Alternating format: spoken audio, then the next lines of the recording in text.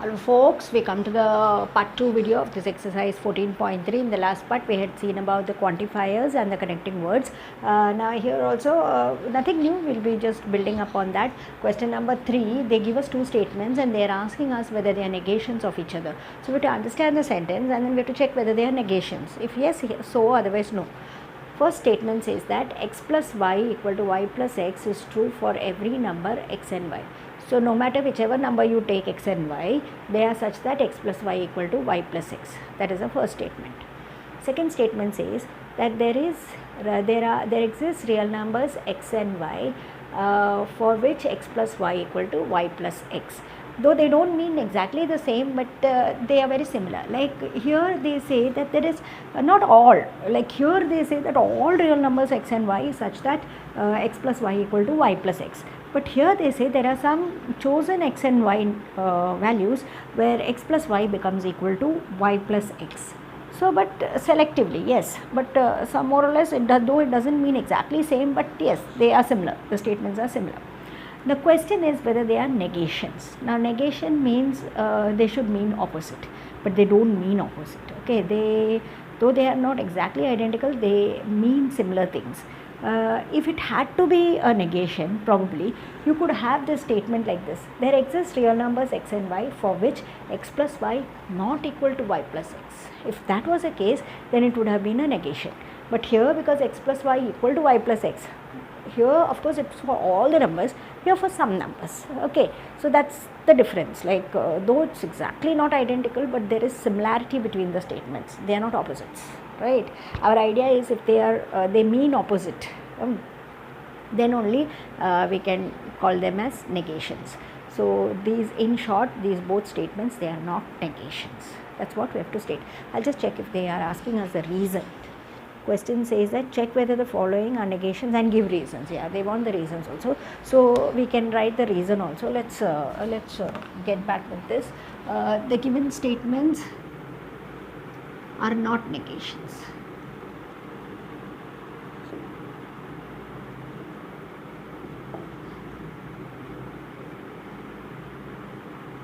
Of each other, since both the statements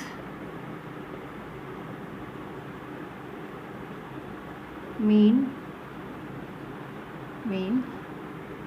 similar things about x plus y equal to y plus x, okay.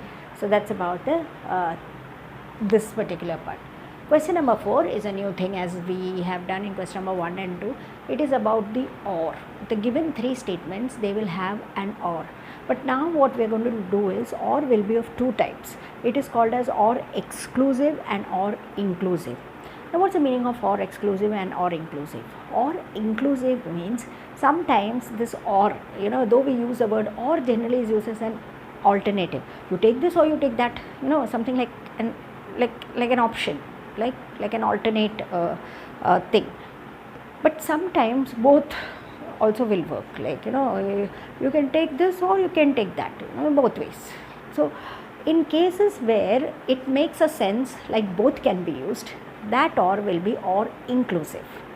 Or in case where it makes a sense that you can use only one of them, that will be OR exclusive. So that is how we are going to categorize. We are going to look at the sentence, we are going to see what is the meaning of the sentence, and then we are going to check whether it is whether it means being both. If it's both, it is inclusive, or if it's like it's going to be only exclusive, only one, then it is going to be exclusive. So that way we will analyze the sentence. First subpart: sun rises or moon sets. It kind of makes a sense, either sun rises or moon sets.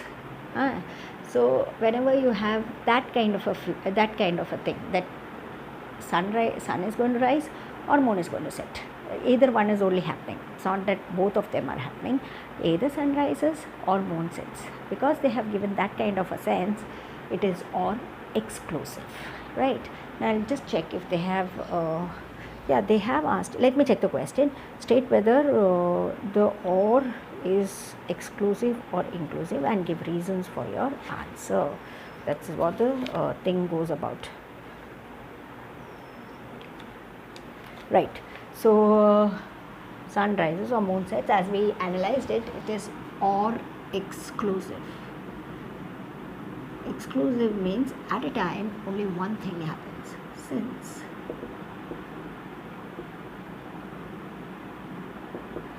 only one occurs. Right. To apply for a driving license, you should have a ration card or a passport. So if you have to go for a driving license, you should have a ration card or you should have a passport. But is it wrong if you have both? No problem. You can have both also. Right. So places where you are okay with both, that will be or inclusive. Right. Now most of us, we will have both. We will have ration card also, we will have passport also. So if you have both also, there is no problem. But there are cases where both will not do, only one should be there, right? So those cases are exclusive cases. But where both can be allowed, that is called as or inclusive. So this is or inclusive. Now what's the reason? The reason is that having ration card and passport both is also allowed.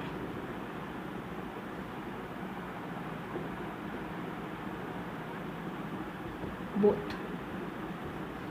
is also allowed, right? Wherever both is allowed, that is the or inclusive. All integers are positive or negative.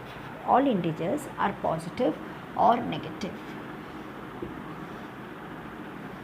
So all integers are positive or negative means whether it should be inclusive. Can all integers be positive and negative both? No, all integers can be positive or it can be negative. You cannot have integers which are both positive and negative. Do we have any integer like that? No. So both will not happen. When both will not happen, it is not inclusive. It is exclusive. Only one at a time will happen. So or exclusive. Reason, all integers can be either positive or negative,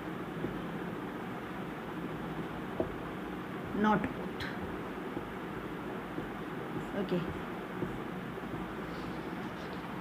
right? That is why it has become or exclusive.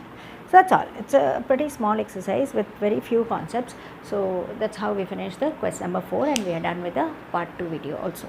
Next we meet with the next exercise. Thank you.